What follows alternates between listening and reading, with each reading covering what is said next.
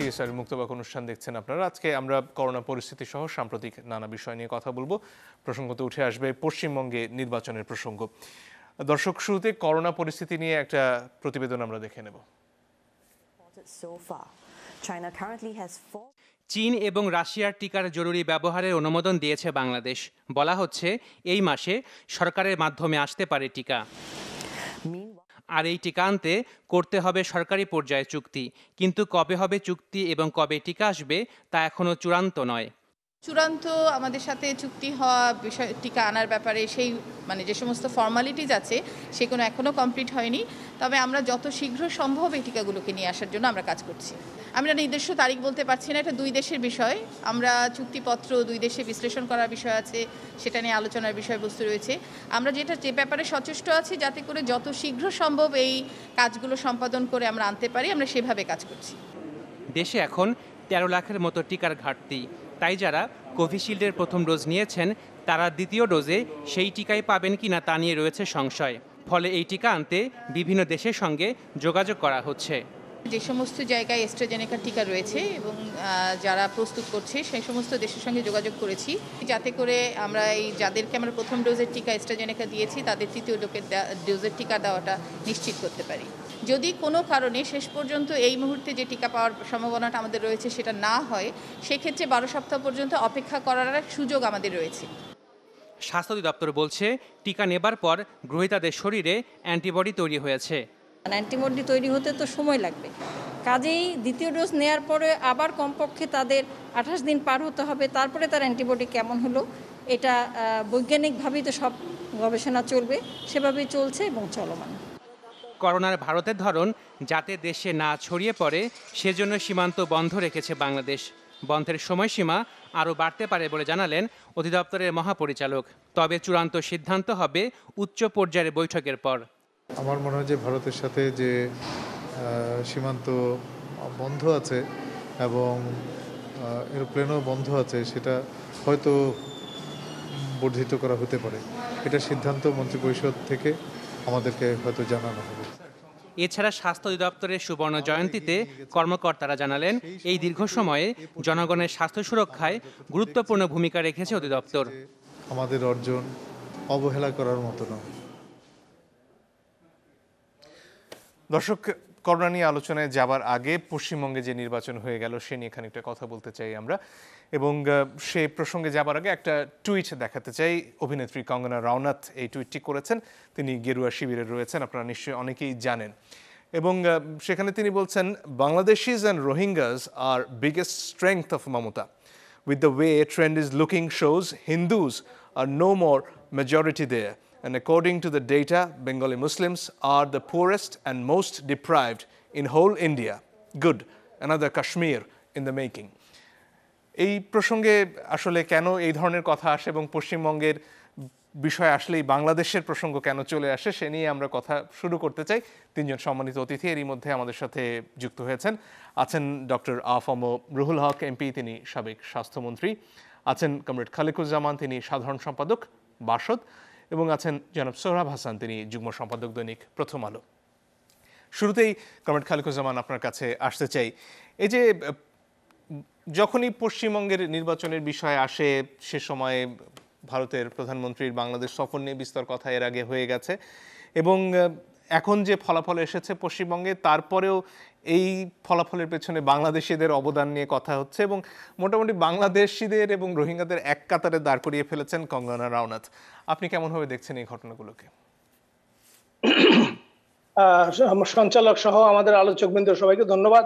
এই বিষয় নিয়ে অন্যরা কথা বলবে, আমি সংক্ষেপে শুধু বলি যে এটা আপনারা জানেন যে এখন যে ভারতে বিশেষ করে বিজেপি কেন্দ্রীয় ক্ষমতা যারা আছে তারা এখন একটা হিন্দুত্ববাদ এটাকে সামনে নিয়ে আসছে, এবং এটা শুধু একটা সারা দুনিয়ার সাম্রাজ্যবাদী পুঁজিবাদী দুনিয়ার একটা ফিকচার।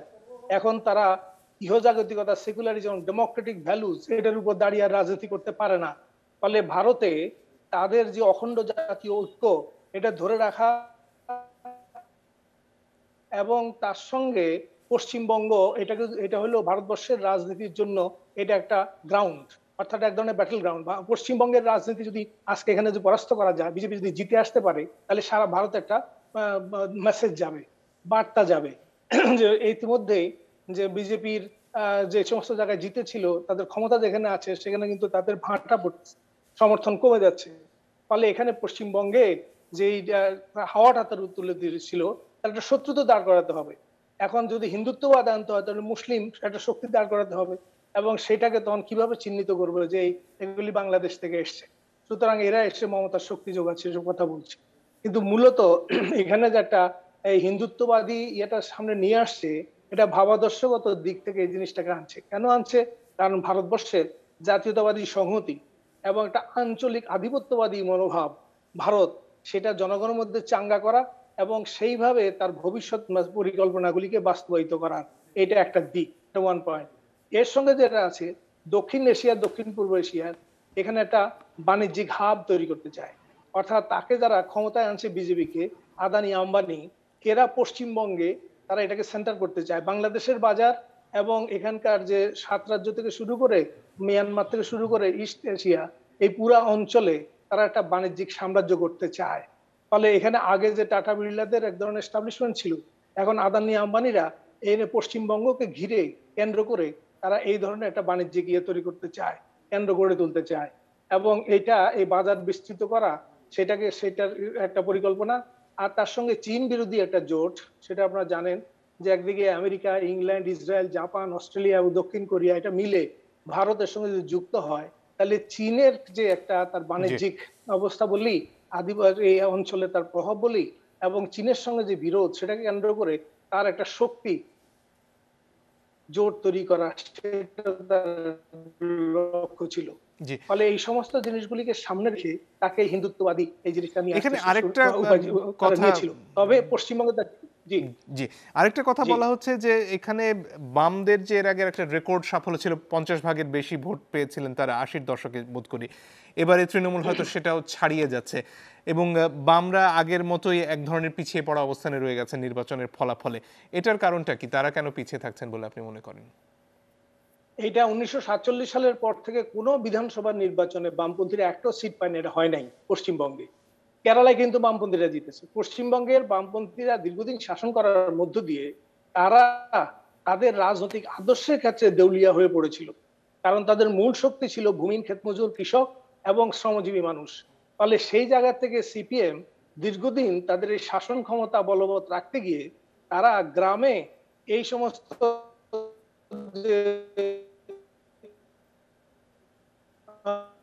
অসহায় দরিদ্র জনগণ, পঞ্চায়েতে এই সমস্ত মানুষদের এগুলি ব্যাহত হতে শুরু করে। একটা কায়েমি স্বার্থবাদী গোষ্ঠী গ্রাম অঞ্চলে গড়ে ওঠে এবং যেটা সিপিএম এদের উপর নির্ভর করতে শুরু করে। এবং শহর অঞ্চলেও সেখানে এক ধরনের ঠিকাদার গোষ্ঠী উন্নয়নের কাজের নামে একটা নতুন গোষ্ঠী আবির্ভূত হয় এবং এরাই এসে রাজনীতির মাঠটা দখল করে নেয়। এবং এটা করতে গিয়ে সাধারণ জনগণ, সেই জনগণ থেকে এরা একভাবে বিচ্ছিন্ন হয়ে পড়ে এবং তাদের এই আদর্শিক যে বিচ্যুতি, সেটা বুদ্ধিজীবী মহল তাদের কাছে প্রশ্নবিদ্ধ করে এবং এখানকার যে ভূমিহীন ক্ষেতমজুর, গরিব কৃষক এবং শ্রমজীবী মানুষ, সেই শ্রমজীবী মানুষের থেকে একটা বিচ্ছিন্নতা নিয়ে আসে। ফলে এই অবস্থায় তারা যখন হেরে গেল 11 সালে, তারপরে এখন তৃণমূল তো একটা বুর্জোয়া পার্টি, ফলে সে তো তার যে হামলা আক্রমণ সেগুলি করেছে। কিন্তু সিপিএম যে ভুলটা করলো এবার, সেটা হলো তারা এখানে প্রথম যে তারা তোলে নাই, একটা স্লোগান আসছে, আগে রাম পরে বাম। এটা একটা খুবই ধ্বংসাত্মক একটা স্লোগান। কারণ এখানে যে কথাটা উচিত ছিল, সমস্ত বামপন্থীরা ঐক্যবদ্ধ হওয়া উচিত ছিল, ঐক্যবদ্ধ হয়ে যে বিজেপিকে ঠেকাও, তাহলে হয় তৃণমূল ভোট পাবে, নাহলে বামপন্থীরা ভোট পাবে। সেই জায়গা না করে তারা যে লাইনটা নিল, সেইটা তাদের জন্য বিপর্যয় নিয়ে এসছে এবং এটা বামপন্থী পশ্চিমবঙ্গের যে বামফ্রন্ট, তাদেরকে এখান থেকে শিক্ষা নিতে হবে, নাইলে কিন্তু তাদের আরো বড় বিপর্যয় অপেক্ষা করছে তাদের জন্য। ধন্যবাদ। জনাব সোহরাব হাসান, আপনার কাছে এ পর্যায়ে আসতে চাই। তার সাথে বোধহয় সংযোগটি আমাদের বিচ্ছিন্ন হয়েছে। ডক্টর রুহুল হক, আপনার কাছে তাহলে চলে আসে। এখানে নির্বাচন প্রসঙ্গে যদি আপনার কোনো পর্যবেক্ষণ থাকে, সেটা পশ্চিমবঙ্গের নির্বাচন বিষয়ে, সেটা যোগ করতে পারেন। এর পাশাপাশি যে নির্বাচন চললো, কুম্ভ মেলা চললো এবং সেটার কারণে ভারতে যে বিস্তরভাবে ছড়িয়ে পড়লো করোনার ইনফেকশন, তার কারণে বাংলাদেশও এক ধরনের ঝুঁকির মধ্যে রয়ে গেছে। এরই মধ্যে সীমান্ত বন্ধ করা হয়েছে, বলা হচ্ছে এটি আরো বাড়তে পারে। সেটিকে এই মুহূর্তে যৌক্তিক মনে করেন কিনা আপনি? ধন্যবাদ মুক্তবাক্যে। আমার মনে হয় খুব প্রাসঙ্গিক। এক হচ্ছে যে পশ্চিমবঙ্গের যে ইলেকশন, তার সাথে বাংলাদেশের বাঙালিত্ব যোগ করা, এইগুলো খুব চিপ জিনিস, খুব সস্তা সেন্টিমেন্ট দিয়ে মানুষের মনকে ভুলানোর চেষ্টা করা। আমি মনে করি এই থেকে চলে আসা উচিত। যেটি কমরেড সাহেব বলছিলেন, খুবই খুবই খুবই খুবই ভালো অ্যানালিসিস। আমি মনে করি আমি তার সাথে প্রায় সবগুলো জায়গায় একমত। আমাদের যে ধর্মনিরপেক্ষতা ছিল, বিশেষ করে ইন্ডিয়ার মতো এত বড় একটি রাষ্ট্র, ধর্মনিরপেক্ষভাবে এরা অনেক দূর এগিয়ে ছিল, অনেক সেটার থেকে বিচ্যুত হয়ে একেবারে একেবারে তারা ধর্মের উপরে বেস করে রাষ্ট্র চালাতে চাচ্ছেন, সেটি খুবই ক্ষতিকারক দিক। আমি মনে করি শুধু এটিই নয়, আমরা যদি কিছুদিন আগে আমেরিকাও যেরকম দেখেছিলাম যে একটি উগ্রবাদিত্ব মানে শক্তি তৈরি হচ্ছে তারা বিশ্বে, সেই দিকে আমাদের নজর রাখা বিশেষ দরকার। তবে আমি মনে করি ভারত এবং পশ্চিমবঙ্গ সম্পূর্ণ আলাদা, এর সাথে পূর্ব বাংলা বা বাংলাদেশের কোনো সম্পর্ক রাজনৈতিকভাবে আমরা সহানুভূতিশীল থাকবো, কিন্তু আমরা কোনো রাজনৈতিক বিবেচনা এর মধ্যে পড়ে বলে আমি মনে করি না। সুতরাং সস্তা রাজনীতি থেকে বেরিয়ে আসার আমাদের দরকার। দ্বিতীয়ত যে প্রসঙ্গ সবচেয়ে তো ইম্পর্টেন্ট, সেটি হচ্ছে আজকে যে কোভিড দিল্লি থেকে বাংলা পর্যন্ত বিস্তার হয়ে গেছে ইন্ডিয়ায়, এবং খুব অত্যন্ত অত্যন্ত মানে সাংঘাতিকভাবে। তার প্রধানতম একটি কারণ যে যেমন বললেন যে ওখানে তারা খুবই ইগনোর করেছে। আমরা এখানে যেমন আমাদের অনেক ধর্মীয় অনুষ্ঠানগুলোকে আমরা সঙ্গত করে রাখতে চেষ্টা করেছি, বেশিরভাগ ক্ষেত্রে পেরেছি, যে একটি ক্ষেত্রে হয়নি, কিন্তু তারা এটাকে এবার উন্মুক্ত করে দিয়েছে। লক্ষ লক্ষ লোক এখানে ধর্মীয় অনুষ্ঠান করেছে, এবং এর মধ্যেই ইলেকশন, শুধু না, ইলেকশনের একেবারে লক্ষ লক্ষ হাজার হাজার লোক নিয়ে মিছিল, তাদের ধর্মের কি বলে আমাদের স্বাস্থ্যনীতির কোনো বালাই ছিল না। তার ফলে কিন্তু এই সারা ভারত আজকে যে অবস্থায় পড়েছে, দেখলে সত্যি কান্না পায় আমাদের। সুতরাং এটি কিন্তু তাদের ইগনোরেন্সের ফল। তারা কোভিডকে মানে নিয়ন্ত্রণ করতে চাওয়ার কোনো দিকে আগায়নি। এদিক থেকে আমি মনে করি মাননীয় প্রধানমন্ত্রী এবং আমাদের স্বাস্থ্য মন্ত্রণালয় সহ আমরা কিন্তু সেসব দিক থেকে, ম্যানেজমেন্ট থেকে আমরা অনেক দিক ভালো আছি। ওদের স্বাস্থ্য ম্যানেজমেন্ট বা অ্যাডভান্সমেন্ট কিন্তু আমাদের চেয়ে অনেক ভালো, কিন্তু তারপরেও কিন্তু ডক্টর রুহুল হক, আপনার নিশ্চয়ই চোখে পড়েছে, ধরুন বসুন্ধরা সিটিতে কিছু মানুষের ছবি সেদিন দেখলাম, সেখানে বিস্তর মানুষ একেবারে মাটিতে বসে পড়েছেন ইফতার করবার জন্য, কারণ শপিং করতে করতে সময় চলে গেছে এবং তাদের ইফতার করার সময় হয়ে ওঠেনি বাসায় গিয়ে। সে কারণেই শত শত মানুষ, হাজার হাজারও হতে পারেন, ইফতার করছেন। এই ধরনের পরিস্থিতি যদি বাংলাদেশে চলতে থাকে, ভারতের চেয়ে আমাদের অবস্থা খুব বেশি ভালো হবে বলে আশা করা যাবে না?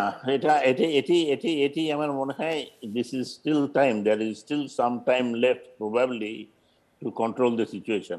আমি খুবই একেবারে এজে এসে পড়েছে বলে মনে করি, কারণ আমাদের চতুর্দিকে ভারত এবং চারিদিকে ভারতের যে অবস্থা, সেটিকে শক্তভাবে যদি কন্ট্রোল না করতে পারি, তো তাহলে আমাদের ভারতের মতো অবস্থা হবে না, এটি আমার মনে হয়। আমি বিশ্বাস করি না, এটি সম্ভাবনা সবচেয়ে বেশি, এবং সেই জন্য আমাদের আরো তো সতর্ক হতে হবে। এবং আজকেও যেমন বিভিন্ন জায়গায় প্রচারণা হচ্ছে যে আরো শক্তভাবে মাস্ক করতে হবে, বাইরে বেরোতে গেলে কাজ করতে হবে, এই স্বাস্থ্যবিধি মানতে হবে, কিন্তু আমরা এটা বলি কিন্তু করতে পারছি না। যদি আমরা করতে না পারি, তাহলে আমাদের ভুলের মাসুল দিতে হবে, এটাই নিশ্চিত। নিশ্চয়ই।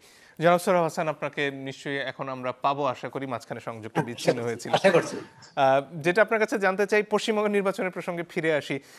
সেখানে বিজেপি নেতারা যে ভাষায় বাংলাদেশ নিয়ে কথা বলেন, যে বাংলাদেশিরা খেতে না পেয়ে বা ভারতে চলে যাচ্ছেন, অমিত শাহর কথা বলছি, কঙ্গনা রানাউত বলছিলেন যে বাংলাদেশি এবং রোহিঙ্গাদের কারণে হয়তো কদিন বাদে এখানে আরেকটা কাশ্মীর হয়ে যাচ্ছে পশ্চিমবঙ্গে। এই শব্দচয়নগুলোকে আপনি কিভাবে দেখেন? না, এটা নিয়ে অনেক কথা হয়েছে, আমাদের পররাষ্ট্রমন্ত্রীও কিন্তু এর প্রতিক্রিয়া ব্যক্ত করেছেন। যে বিষয়ে এটা খুব দুঃখজনক যে একটি দেশের অভ্যন্তরীণ রাজনীতি বা নির্বাচনে আরেকটি দেশকে, প্রতিবেশী দেশকে, এবং যে দেশকে তারা মনে করে, তারা দাবি করে যে দ্বিপক্ষীয় সম্পর্ক যে কোনো সময়ের চেয়ে উচ্চ মাত্রায় আছে এবং ঘনিষ্ঠতম বন্ধু বলে দাবি করে, সেই দেশের মানুষ সম্পর্কে, সেই দেশ সম্পর্কে যেসব মন্তব্য তারা করেছেন, এটি শুধু অগ্রহণযোগ্য নয়, এটি অমার্জনীয়। তবে যেটি আশার কথা যে ভারতের জনগণ, বিশেষ করে পশ্চিমবঙ্গের মানুষ কিন্তু তাদের এই কথায় মোটেই কর্ণপাত করেনি, এবং তারা তাদের বিবেচনা মতেই ভোট দিয়েছে, তারা উন্নয়নের পক্ষে ভোট দিয়েছে, তারা অসাম্প্রদায়িকতার পক্ষে ভোট দিয়েছে, এবং তারা ধর্মীয় উন্মাদনাকে নাকচ করেছে। তবে আরেকটি ব্যাপার, যে আমরা ভারত থেকে খুব খারাপগুলোই নেই, যেমন তারা স্বাস্থ্যবিধি মানে না, আমরাও স্বাস্থ্যবিধি মানি না অনেক ক্ষেত্রে। সীমান্তে এখনো ভারত থেকে যেহেতু পণ্য আসছে, পণ্যের সাথে সেই ট্রাকের চালক সহকারী তারা সেখানে নামছেন এবং তারা মানছেন না, এগুলো আছে। কিন্তু ভারতের যে ভালো দিকটা, এই ধরনের নির্বাচন নিয়ে দুই পক্ষের এত তীব্র রেষারেষি, তীব্র বাদানুবাদ হয়েছে, কিন্তু একটা বিষয়ে দেখুন যে দুই পক্ষই, এবং এখানে একটি কেন্দ্রীয় সরকার, পুরো কেন্দ্রীয় সরকার, স্বরাষ্ট্রমন্ত্রী সহ প্রধানমন্ত্রী সহ সবাই ঝাঁপিয়ে পড়েছে এখানে পশ্চিমবঙ্গে তার জয় ছিনিয়ে নিতেই হবে। এর আগে যেমন বিহারে নিয়েছে, আসামে নিয়েছে। আর অন্যদিকে রাজ্য সরকার যেহেতু জনগণ তার পক্ষে আছে, 10 বছর তারা ক্ষমতায় ছিল, তাদেরও শক্তি কম নয়, কিন্তু উভয়ই নির্ভর করছে কিন্তু মানুষের উপর, মানুষের শক্তিকে বড় করে দেখেছে। না হলে দেখুন যে 8 দফায় ভোট হয়েছে, এর মধ্যে নির্বাচনে ভোট গ্রহণের সময় পাল্টাপাল্টি হয়েছে, মারামারি হয়েছে, এমনকি আইন শৃঙ্খলা রক্ষাকারী বাহিনীর হাতে, আধা সামরিক বাহিনীর হাতে মানুষ মারাও গিয়েছে, গুলিতে মারাও গিয়েছে। কিন্তু এবং ভোটটা শেষ হলো 29 তারিখ, ফলাফলটা হচ্ছে আজকে 2 তারিখ। এই যে সময়টা ছিল, আর সেখানে কেউ সেখানে রাতে কেউ সে বাক্স ছিনতাই করতে যায়নি। এই যে, আর সেটি কিন্তু আমরা হারিয়ে ফেলছি, যেটা ভারত থেকে কোন দলকে পশ্চিমবঙ্গে যেমন অসাম্প্রদায়িকতার পক্ষে, উন্নয়নের পক্ষে ভোট দিয়েছে, আবার আসামে কিন্তু বিজেপি আবার ক্ষমতায় আসছে। কে আসছে সেটি মন্দ যদি আসে, সেটি কিন্তু আরেকটি ভোটের মাধ্যমে, আবার জনগণের রায়ের মাধ্যমে কিন্তু তাদেরকে প্রত্যাখ্যান করতে হবে বা তাদেরকে পরাজিত করতে হবে। কিন্তু আমরা সেই সংস্কৃতিটা একসময় নিয়েছিলাম, আর 91 পর কিন্তু আমরা সেটি হারিয়ে ফেলছি। আমি মনে করি যে গণতন্ত্রে ফিরে আসতে হবে। এই যে স্বাস্থ্য মন্ত্রণালয়ের জবাবদিহি বা এই যে স্বাস্থ্যসেবা নিয়ে যেসব কথাবার্তা হচ্ছে, এখানে যদি গণতন্ত্র কাজ করতো, রাজনীতি যদি সুষ্ঠু সুস্থ থাকতো, তাহলে জবাবদিহিটা বাড়তো, এবং রাজনৈতিক নেতৃত্ব সরকার, তারা কিন্তু জনগণের কাছে দায়বদ্ধ যে আছে সেটি মনে করত। কিন্তু এখন মনে করে কি, এই যে ধর বাংলাদেশে কিন্তু এখন সংসদীয় গণতন্ত্র, তো সংসদীয় গণতন্ত্র এত বড় দুর্যোগ 13 মাস ধরে চলছে, সংসদের সেখানে ভূমিকা কি? সংসদে কি একটি কমিটি হয়েছে? মানে যেখানে 90% আওয়ামী লীগের সংসদ, তারা মিলেও তো একটা কমিটি করতে পারতেন, যে এই জাতীয় দুর্যোগ মোকাবেলায় আমরা কমিটি করছি। কিন্তু সবকিছু হচ্ছে প্রশাসনিক ভাবে। এমনকি এখানে ডক্টর রুহুল হক ভাই আছেন, তিনি এই মন্ত্রণালয়ের দায়িত্বে ছিলেন, তিনি এখন সাংসদ। কিন্তু যে বিষয়টি হচ্ছে যে সাংসদদের জনপ্রতিনিধিদের ভূমিকা কি, এমনকি ত্রাণ সামগ্রী বিতরণ, আর্থিক সহায়তা, সবখানেই দেখি আমরা আমলাতন্ত্রের উপর নির্ভর। এই প্রসঙ্গে ফিরে আসবো সোহরাব হাসান, একটা আসলে বিরতির সময় হয়ে গেছে। দর্শক, একটু পরে ফিরে আসবো, সঙ্গে থাকবেন আশা করি।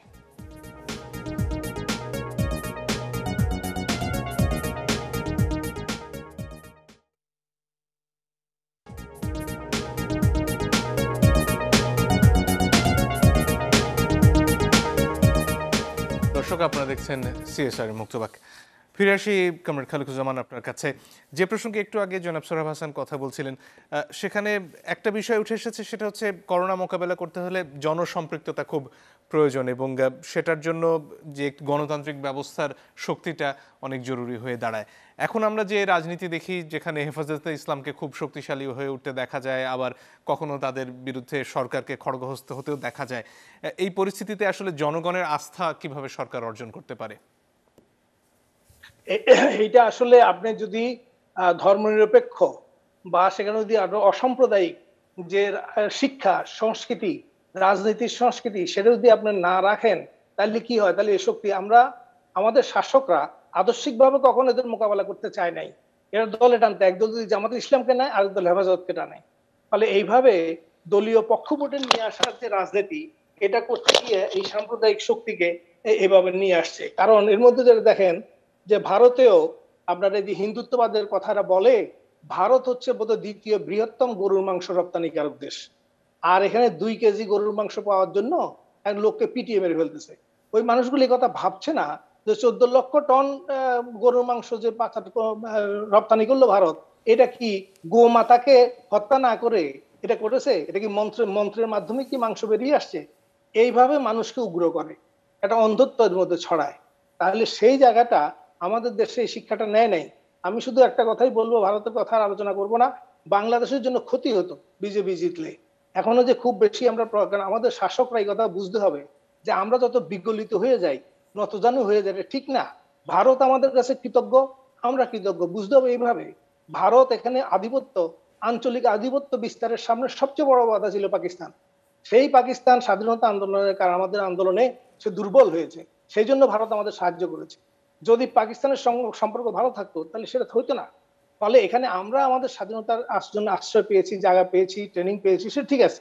তাহলে ভারত তার প্রধান প্রতিদ্বন্দ্বী শক্তিকে দুর্বল করতে এখানে সাহায্য পেয়েছে, সেই জন্য ওরা আমাদের কাছে কৃতজ্ঞ। আর আমরা আমাদের মুক্তিযুদ্ধের সময় সাহায্য পেয়েছি, সেই জন্য আমাদের একটা কৃতজ্ঞতা আছে। তবে শাসক গোষ্ঠীর কাছে না। যদি ভারত আমাদের বাংলাদেশের পাশে গুজরাট হতো তাহলে এতটা আমরা জায়গা পেতাম না হয়তো। যাই হোক, তারপরেও আমি ভারতের জনগণের প্রতি শ্রদ্ধা রাখি। তো ফলে এটা যে কথাটা আসি, আমাদের যে গতকাল ছিল 1 মে, এক কথা শেষ করে দেব। 1 মে সেটা আপনারা ধরেন যে 1668 সালে নিউ ইয়র্কের শ্রমিক সংগঠন থেকে শুরু করে 1886 সালে সে জেনে হে মার্কেটে যে ইয়েটা হলো, সেখানে কথা ছিল যে 8 ঘন্টা শুধু শ্রমঘন্টা না, তার সঙ্গে মজুরি দাসত্ব মুক্তি। আপনারা স্পাইসের যে আদালতে তার যে জবানবন্দি, সেই জবানবন্দিটা যদি আপনারা দেখেন, আমি এটা অনেক বড়, সেটা পড়বো না, খালি সেখানে পরিষ্কার ছিল তার মধ্যে যে টিউনটা ছিল সেটা হলো যে মজুরি দাসত্বের হাত থেকে আমরা মুক্তি চাই এবং আমরা এই শোষণ বঞ্চনার হাত থেকে মুক্তি চাই। কিন্তু আমরা দেখেন পাকিস্তান আমলে আদমজি, ইস্পানি, বাওয়ানি, দাউদ প্রত্যেকটা কারখানা কিন্তু শ্রমিকদের কলোনি ছিল। আদমজিতে 6000 শিক্ষার্থীর জন্য স্কুল ছিল এবং হাসপাতাল ছিল। আমরা ওই সময় আন্দোলন করেছি যে আদমজি কেন একটা ভালো বাড়ি দিচ্ছে না বা আবাসের জন্য ভালো জায়গা দিচ্ছে না, কেন স্কুলগুলি আধুনিক করছে না, কেন হাসপাতালগুলি সেভাবে করছে না। আর বাংলাদেশে আমরা এমন পুঁজিপতি তৈরি করলাম, এখানে শ্রমিকদের বাসস্থান নাই, চাকরির নিশ্চয়তা নাই, কিছু নাই। ফলে এই যে অবস্থাটা আসছে সেটা হলো যে স্বাধীন দেশে পরাধীন আমলেও শ্রমিকরা এখানে যে সুযোগ সুবিধাটা পেয়েছিল, স্বাধীন বাংলাদেশে আমরা সেই সুযোগটা আমরা পেলাম না, হারিয়েছি। আর করোনা সম্পর্কে বলতে গেলে, করোনাটা বলে ফেলি। জি, একটু পরের অংশে আপনার কাছে আসি, আবারও একটু জনাব সোহরাব হাসানের কাছে আসি। এই যে পরিস্থিতির কথা আমরা এতক্ষণ বলছিলাম, যেখানে মানুষের আস্থাটা খুব জরুরি, সেখানে কি একটা বিষয় আপনি মানুষের কাছ থেকে শোনেন যে যখন সরকার বলে যে মাস্ক পরুন বা করোনা মোকাবেলায় এই করা প্রয়োজন, মানুষের মধ্যে কি একটা অবিশ্বাস আপনার চোখে পড়ে যে এগুলো আসলে কিছু না এবং এগুলোতে আসলে বিশ্বাস করার কিছু নেই? আমি বলবো, জনাব সোহরাব হাসানের কাছে আসছিলাম। আচ্ছা আচ্ছা, ধন্যবাদ। মানে বিষয়টা হচ্ছে যে এই যে করোনার মানে সরকার বিভিন্ন সংস্থা বা আমরাও যারা বলি, গণমাধ্যম থেকে বলি যে স্বাস্থ্যবিধি মেনে চলুন, মাস্ক পরুন, পিপি পরুন। ব্যাপার হচ্ছে যে বাংলাদেশে যদি অন্যদের কথা বাদ দেয়, দারিদ্র্য সীমার নিচে যারা আছে, এই যে 3-4 কোটি মানুষ, তারা কিন্তু এইসব কিছুই বুঝে না। তারা হচ্ছে দুবেলা খেতে পারবে, এটাই হচ্ছে তাদের প্রধান চাওয়া, এবং সেটি খেতে পারছে না। যে বিশেষ করে করোনাকালের সংকটটা আরো বেড়েছে, সুতরাং তাদের আমরা যে জীবিকার কথা বলি, তাদের কাছে জীবিকাটা বড় হয়ে গেছে। তারা মনে করে যে, এবং আরেকটি কারণ হচ্ছে যে শহরে যতটা করোনা ছড়িয়েছে, গ্রামে ততটা ছড়ায়নি। সুতরাং গ্রামের মানুষের মধ্যে ওইভাবে স্বাস্থ্যবিধি মেনে চলার বিষয়টা আসেনি বা তারা মানছেন না। কিন্তু এটা সরকার বা কারোর প্রতি অনাস্থা না, এটি তার যে তার জীবনযাপন পদ্ধতি, তার সামর্থ্য, সবটা মিলে এক ধরনের অক্ষমতাই বলবো। যে স্বাস্থ্যবিধি মানাতে হলে যে তার যেটুকু সক্ষমতা দরকার, যে পরিবেশ দরকার, সেই পরিবেশ তো নেই। আমরা কোনো পরিবারে একজন আক্রান্ত হলে আমরা বলি তাকে আলাদা রুমে রাখতে হবে, কিন্তু এই মানুষগুলো তো আলাদা রুমে রাখার মতো কোনো অবস্থা নেই। তারা 7 জন 8 জন একটা রুমে থাকে। বা বস্তির কথা চিন্তা করুন, সেখানে তো মানে এরকম রুম নেই, তাদের আলাদা আলাদা টয়লেট নেই। মানে একটা হচ্ছে যে অমানবিক অবস্থায় তারা বেঁচে আছে।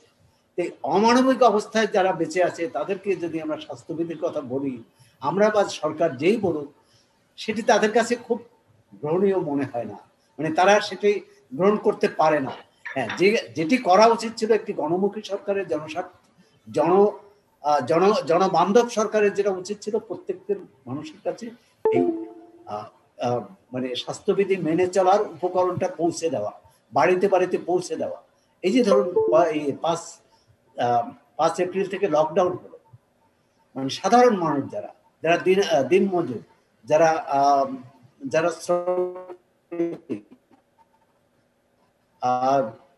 যারা রিক্সাওয়ালা, ভ্যানওয়ালা, এমনকি রাইড শেয়ারিং যারা করছে, তারা তো পথে বসলো, গৃহকর্মী, হকার, তাদের জন্য কোনো ব্যবস্থা করা হলো না।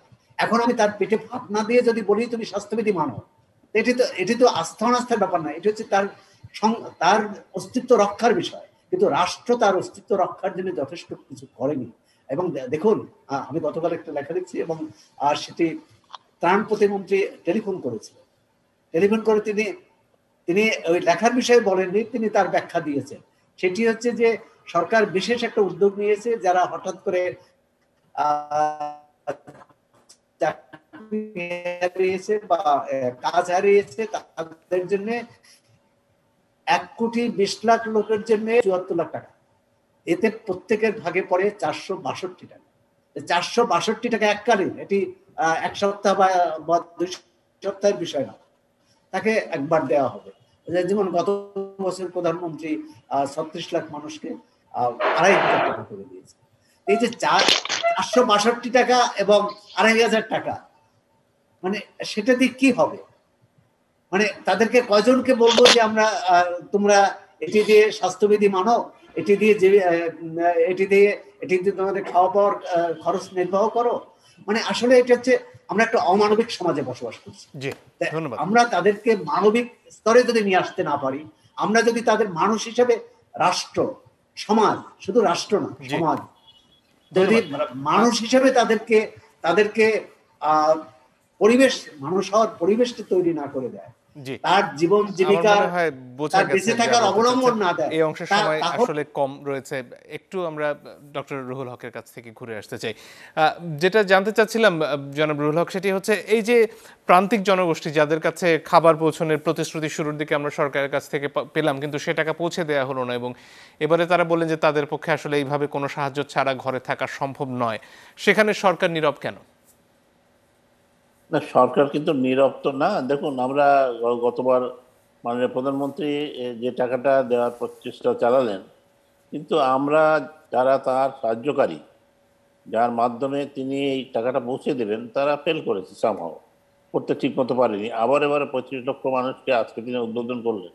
এটি দেওয়ার তো দায়িত্ব আমাদের মানে তার সহকারী কর্মকর্তা যারা আছেন। তো সেই কাজটা যদি আমরা সঠিকভাবে না করি, তাহলে মানুষের কাছে তো পৌঁছাবে না। এর কোথায় পিটফল আছে, কোথায় সুবিধা অসুবিধা আছে, সেগুলো তো দেখতে হবে এবং সেগুলোকে সারাই করতে হবে। সেগুলো যদি আমরা ঠিক না করতে পারি, তাহলে তো কোনো কাজ হয় না। আসলে মাননীয় প্রধানমন্ত্রী একা কত কাজ করবেন, সবই তারা করতে হয়, কিন্তু তিনি তো আর ডিস্ট্রিবিউশন করে বাড়িতে পৌঁছে দিতে পারবেন না।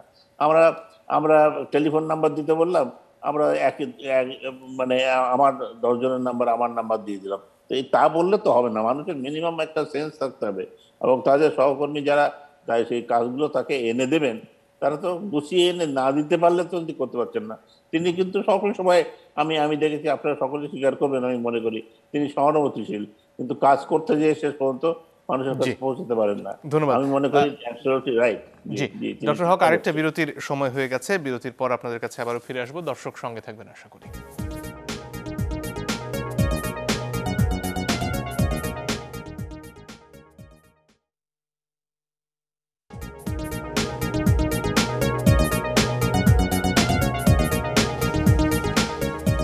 দর্শক, আপনারা দেখছেন সিএসআর মুক্তবাক। আমরা কথা বলছিলাম করোনা প্রসঙ্গে। ফিরে আসবো ডক্টর রুহুল হক আপনার কাছে। যে পরিস্থিতিতে আমরা রয়েছি সেখানে সামনে ঈদ রয়েছে, গণপরিবহন আবার খুলে দেওয়ার চাপ রয়েছে, এই ক্ষেত্রে আপনার কোনো পরামর্শ যদি থেকে থাকে কি করণীয়?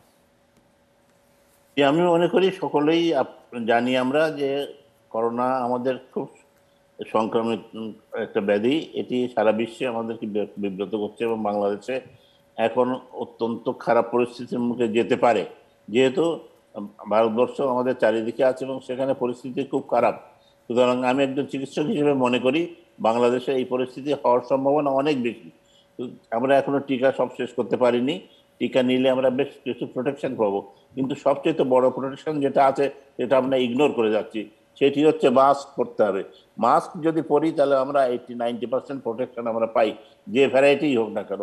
সুতরাং আমরা সক্রিয়ভাবে এবং শক্তভাবে আমরা সমাজের সকল জায়গা থেকে যদি আমরা এই মাস্ক পরার ব্যাপারটা মানুষকে ঠিক করতে পারতাম, বাড়িতে ফিরে হাত ধোয়া, জামা কাপড় ছাড়া এবং পরিষ্কার পরিচ্ছন্ন থাকা, মিনিমাম স্বাস্থ্যবিধিটা যদি আমরা মানতে পারতাম, তাহলে হয়তো আমরা অনেকটা মুক্তি পেতে পারি। যে যেখানেই শুনছেন না কেন, টিকা না নিয়ে থাকলে টিকা নিন, মাস্ক পরা ছাড়া কোথাও বের হবেন না, আপনারা সকলে সতর্ক থাকুন। তা না হলে ইন্ডিয়ার মতো পরিস্থিতি হলে আমাদের খুবই খারাপ অবস্থা দাঁড়াতে পারে। সেই জন্য আমরা খুবই আমি অন্তত খুবই ভীত আছি। অনেক ধন্যবাদ। জনাব সোহরাব হাসান, আপনার কাছে ফিরে আসি। এই যে আমরা যে ধারণাটা আমাদের রয়েছে যে গ্রামে সেইভাবে সংক্রমণ ছড়ায়নি, সে কারণে যখন এই লকডাউন শুরু হলো, সেটা যে নামই বলুন না কেন, ঢাকা থেকে প্রচুর মানুষ চাকরিজীবী তারা বাড়ি চলে গেলেন এবং সেখানে গিয়ে যেহেতু তারা মনে করেন যে সেখানে করোনা নেই, তারা মাস্ক ছাড়া দিব্যি ঘুরে বেড়াচ্ছেন। এর ফলাফলটা আসলে কি দাঁড়াচ্ছে সামনে? না, ঢাকা শহরেও অনেকে ঘুরে বেড়াচ্ছে, বিশেষ করে মার্কেটগুলোতে, রাস্তায় অনেকেই দেখা যাচ্ছে যে অনেকে মাস্ক পরছেন, অনেকে পরছেন না। আবার মাস্ক পরারও যে নিয়ম কানুন আছে সেটি কজন মানছেন, এই বিষয়টাই হচ্ছে। কিন্তু সরকারের যেটা করণীয় সেটি হচ্ছে যে জানি না যে সরকার ভারতে তো সেনাবাহিনীর সহায়তা নিয়েছে পরিস্থিতি মোকাবেলার জন্য। আমরা এরকম কোনো চিন্তা করতে পারতাম কিনা, বাংলাদেশ এটা পারত কিনা যে অন্তত এই গণসমাবেশ স্থলগুলো আর অথবা বিজিবি অথবা ওই র্যাব যে গণসমাবেশ স্থলগুলোতে, সেটা মার্কেট হতে পারে, গণপরিবহন হতে পারে, সেখানে এই স্বাস্থ্যবিধি যাতে মেনে চলে, আর সেটি বাধ্য করার জন্যে এটি না যে লাঠিপেটা করে বাধ্য করতে হবে, তাদের বল প্রয়োগ করতে হবে, কিন্তু এটি মানে যথেষ্ট সংখ্যক জনবল থাকতে হবে সহায়তা করার জন্য। যেটি আমি মনে করি যে পুলিশ বাহিনীর যে সদস্য আছে তাদের পক্ষে দৈনন্দিন আইন শৃঙ্খলা রক্ষা করার পাশাপাশি এই কাজটি করা দুরূহ। সেক্ষেত্রে এটা সরকার ভাবতে পারে। দ্বিতীয় হচ্ছে যে সরকার টিকার কথা যে বলা হচ্ছে, এটি নিয়ে এখনো অনিশ্চয়তা আছে, কবে পাবো, কিভাবে পাবো। এ ব্যাপারেও সরকারের একটি রোডম্যাপ তো থাকাই উচিত, জনগণকে এটি জানানো উচিত। সরকার যখন সংকট আসে তখন কিন্তু বলে যে এটি হচ্ছে, বা গণমাধ্যমে আসলো, কিন্তু সরকার জনগণকে যে সমস্যাটি অনেক ক্ষেত্রে আমরা লুকোচুরি দেখি, জানাতে চাই না। আমার মনে হয় স্বচ্ছতা প্রয়োজন সেক্ষেত্রে দেওয়া উচিত এবং তথ্য গোপন রাখা উচিত না, কারণ এই ধরনের দুর্যোগে তথ্য গোপন রাখা হচ্ছে ভয়াবহ বিপদ আনতে পারে। এবং একই সঙ্গে যে ভারতের যে বিশেষ ধরনের যে সংক্রমণ, সেটি যাতে এখানে না আসে, কারণে এটি যে সাবধান থাকা প্রয়োজন। জি, ধন্যবাদ। আসলে সময় একেবারে অল্প রয়েছে হাতে। কমরেড খালিকুজ্জামান, আপনার কাছে ফিরে আসি। পরিবহন শ্রমিকরা এরই মধ্যে রাস্তায় নেমেছেন গণপরিবহন খুলে দেওয়ার দাবিতে, সামনে ঈদও রয়েছে। এই দুদিকের ভারসাম্য আসলে কিভাবে আসতে পারে? সরকারের কথা এবং কাজে যদি সঙ্গতি না থাকে তাহলে জনসাধারণ সঠিক বার্তাটা পায় না, সেভাবে চলতে পারে না। আজকে আপনাদের এই চ্যানেল 24-এ একটা নিউজ আসছে, ছিল নেত্রকোনা 36টা বেডের হাসপাতাল এবং করোনা ইউনিট। সেই ইউনিটে সেখানে সাক্ষাৎকারে বলছে একজন যে ফি হইলে 1000 টাকা দিয়ে আসতে হয় এবং এখানে আসলে বলে ময়মনসিংহ যান, এবং 1000 লোকের উপর শনাক্ত হয়েছে। আমি আর বেশি বললাম না, এই হলো চেহারা। কিন্তু ওদের রিপোর্ট সরকারের দেখেন, এখানে সব ফার্স্ট ক্লাস, এখানে করোনা পরিস্থিতি সম্পূর্ণ মোকাবেলা করা হচ্ছে। আর এই যে লকডাউন সারা দেশে, এর চেয়ে বড় পাগলামি আর দুনিয়া কিছু আছে? 86,000 গ্রামে লকডাউন হয়, তাহলে আপনি এমন সব কথা মানুষকে বলতেছেন যে এটা মিনিংলেস, সেন্সলেস, তাহলে সেই মানুষ কিভাবে ফলো করবে? দায়টা আমি অন্য কথা বলে সময় পাবো না, সেটা বলতাম। এখন দেশে করোনার চেয়ে নন করোনা রোগের অবস্থা খুব খারাপ। ব্রেইন স্ট্রোকে, এটা তো আমাদের যে রুল সাহেব অনেক আমাদের ভালো জানবেন, এখন ব্রেন স্ট্রোকে যে মৃত্যু, সেই মৃত্যুর সংখ্যা দেখেন যে প্রায় 2019 সালের তুলনায় 2020 সালে 39,858 জন বেশি মারা গেছে, এবং হার্ট অ্যাটাকে 2019 সাল থেকে 20 সালে 1,80,408 জন মারা গেছে, এবং বেসরকারি জরিপে আত্মহত্যা প্রবণতা বাড়ছে 44%। স্বাস্থ্য বিভাগ হিসেবে গত 2 সপ্তাহে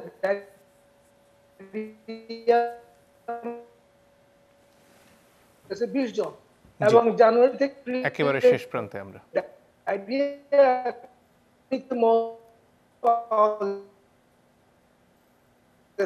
অন্যান্য কথা আমার কাছে, আমি শেষ করে তাই যে প্রথম এটা বললাম যে সব মানুষকে দোষ দেন, এই জনগণ যদি হুঁশ জ্ঞান কম থাকতো মুক্তিযুদ্ধের দেশ স্বাধীন করতে পারতো না। হুঁশ জ্ঞান শাসকদের কম, এরা যে কথাগুলি বলে সেই কথাগুলি সেন্সলেস, এবং এক এক সময় এক কথা বলে।